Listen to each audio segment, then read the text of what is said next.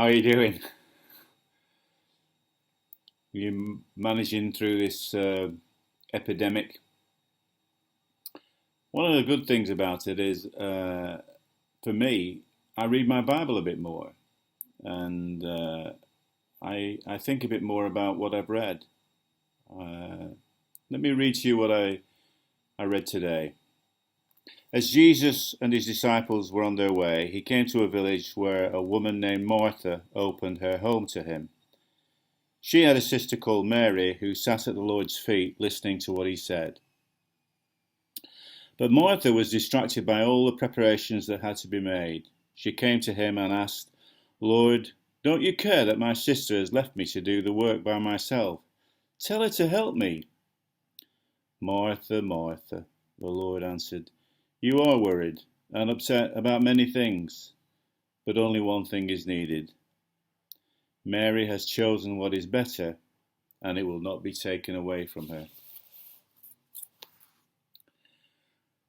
So Jesus has come to dinner, and Martha's busy making fried chicken, and Mary is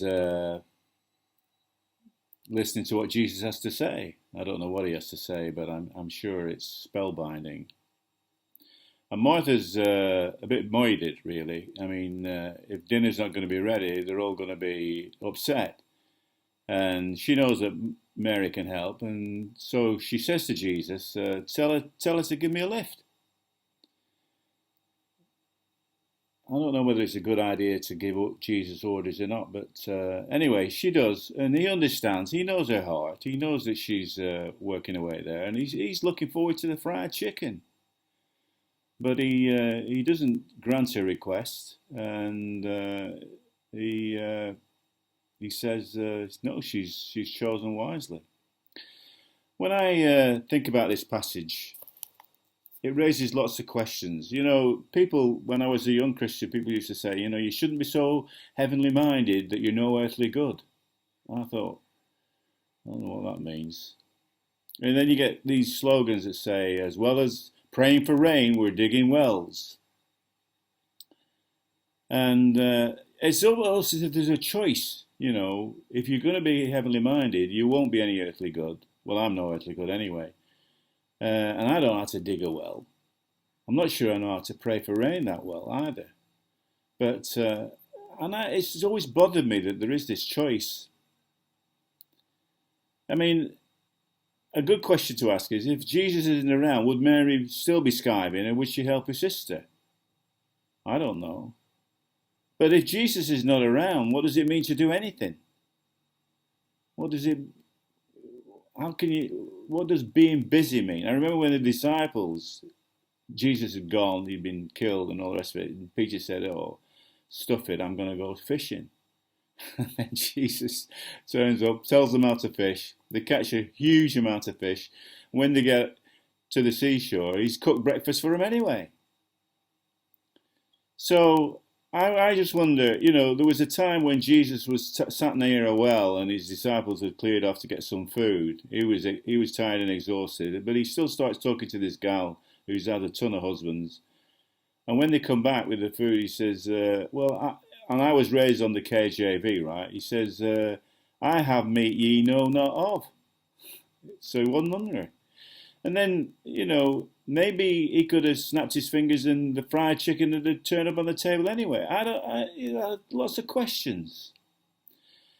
But what God showed me from this passage is that there are some choices that are false choices. Heavenly minded, earthly good, praying for rain, digging wells. I get all that, but some choices are false choices. It's either Jesus or work. And I don't think it's like that. I think it's both. Work is nothing if there's no Jesus. And when Jesus shows up, suddenly everybody's busy. I think it's a false choice. See, Jesus tears down walls. And the big wall that he tore down principally was the wall that divides the secular and the spiritual. He tore that right down. After all, God became a man. He took human form. He celestial hope clothed in skin. And he did that so that we could become partakers of the divine nature. I love this scene. I love Mary. I guess I'm a bit more inclined to be like Mary. But, if I use reading the Bible as an excuse not to peel the carrots, I'm going to get it in the back of my neck. And I guess that's what this passage is all about.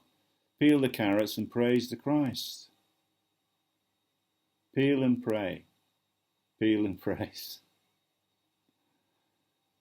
Don't be confused by false choices. Choose Jesus and you'll end up busier than you've ever been. And it'll be great. Peel and pray.